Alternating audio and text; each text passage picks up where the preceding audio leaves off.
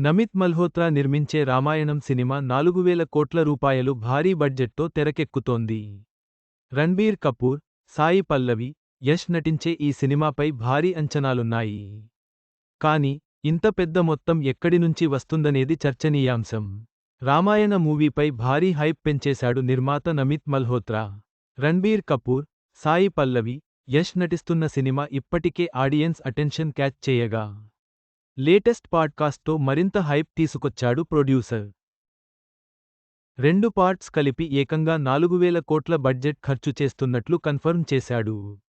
ఇందుకు సంబంధించిన వీడియో ప్రస్తుతం ట్రెండింగ్లోకి రాగా, ఇంత పెద్ద మొత్తంలో ఖర్చు పెట్టినా జపాన్, చైనీస్ ఆడియన్స్ యాక్సెప్ట్ చేస్తే ఈజీగా లాభాల్లోకి వెళ్లొచ్చని, ప్రీరిలీజ్ బిజినెస్తోనే గట్టెక్కొచ్చనే కామెంట్స్ వినిపిస్తున్నాయి.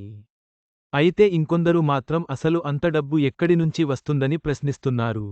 అది సినిమా బడ్జెటా లేక రాష్ట్ర బడ్జెటా అని అడుగుతున్నారు. ఇక ఈ సినిమాకు ఏఆర్ రెహమాన్ సంగీతం అందిస్తుండగా, ప్రతి ట్యూన్ కూడా యూనిక్గా ఉంటుందని తెలిపాడు నిర్మాత.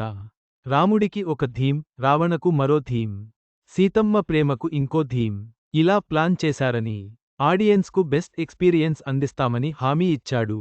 మొత్తానికి ఈ పాడ్కాస్ట్ ఒకేసారి రామాయణ సినిమాపై హైప్ పెంచడంలో సక్సెస్ అయింది. మొత్తంగా, రామాయణం సినిమాపై అంచనాలు అత్యధికంగా ఉన్నాయి. అయితే, ఇంత భారీ బడ్జెట్ ఎలా సమకూరుతుందన్నది ఆసక్తికరమైన ప్రశ్న.